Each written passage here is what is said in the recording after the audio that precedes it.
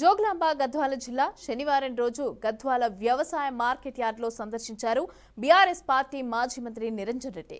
వ్యవసాయ మార్కెట్ యార్డ్లో వేరుశనగ పంటలను పరిశీలించి కందులను పరిశీలించి రైతులతో మాట్లాడి రైతులకు వేరుశనగ పంటకు కంది పంటకు మద్దతు ధర ప్రకటించాలని మార్కెట్ యార్డ్ అధికారులకు సూచించారు. ఇక ఈ సందర్భంగా కాంగ్రెస్ ప్రభుత్వం పైన నిప్పులు చెరిగారు. 14 మాసాల్లోనే రేవంత్ సర్కార్ ప్రజల విశ్వాసం కోల్పోయిందని తెలిపారు. గత కేసీఆర్ ప్రభుత్వం హయాంలోనే రైతులకు పెద్దపీట వేసిందని అన్నారు. కాంగ్రెస్ హయాంలో రైతులకు ధీమా ధైర్యం లేకుండా పోయిందని, రైతులకు నష్టం వాటిల్లకుండా గత సర్కారే మద్దతు ధర కల్పించిందని తెలిపారు.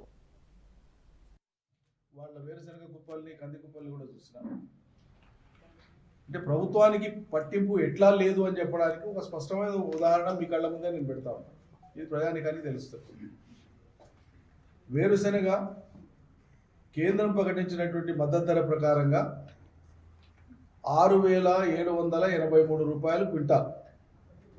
ఈ మద్దతు ధర కంటే పైన అమ్మాల. ఈ మద్దతు ధరకు మించి రైతుకు రేటు రావాలి ఏ మార్కెట్కి తీసుకుపోయినా. అటువంటిది ఈ మద్దతు ధర కంటే చాలా తక్కువ, సగానికి సగం కొనుగోళ్ళు అవుతున్నాయి, వర్తకాలు అవుతున్నాయి. దిక్కులేని పరిస్థితులలో రైతులు ఇక్కడికి తీసుకొచ్చి అద్దెకి తీసుకొచ్చిన తర్వాత 3,000, 4,000, 4,500 మొత్తం ఒక నెల రోజుల షీట్ మొత్తాన్ని ఇక్కడ ఉండేటువంటి మార్కెట్ కమిటీ కార్యదర్శి అడిగి తీసుకుంటే దీంట్లో అన్ని మినిమం పోయినటువంటి ధర అంతా కూడా 2,000 కూడా పోయింది. 2,019 రూపాయలు, 2,500, 2,806 రూపాయలు, 3,000, 3,269 రూపాయలు, 3,316 రూపాయలు, 3,099 రూపాయలు. 1-2 రోజులలో మాత్రమే 5,000కు మించి 6,000 1-2 సందర్భాల్లో వచ్చింది.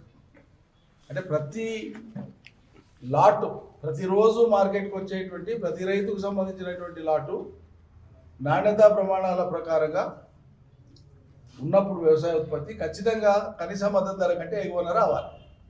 కనీస మద్దతు ధరను ఎన్షూర్ చేయడం కోసం, అది వచ్చేటట్లుగా చూడడం కోసం ప్రభుత్వము ఆనాడు కేంద్ర రాష్ట్ర ప్రభుత్వాలు వేరే పార్టీలవి అయినా కూడా రాష్ట్రంలో టీఆర్ఎస్ ప్రభుత్వం ఉన్నా, కేంద్రంలో బీజేపీ ప్రభుత్వం ఉన్నా ఆనాడు సమగ్ర వ్యవసాయ విధానం అనేది కేంద్ర ప్రభుత్వం ప్రకటిస్తుంది. ఏది కనీస మద్దతు ధరలకు సంబంధించి ఎప్పుడైనా ఆ ధర రైతాంగానికి రావాలంటే ఏం చేయాలనేది రాష్ట్ర ప్రభుత్వము, కేంద్ర ప్రభుత్వ అధికారులు, ప్రభుత్వాలు మాట్లాడుకొని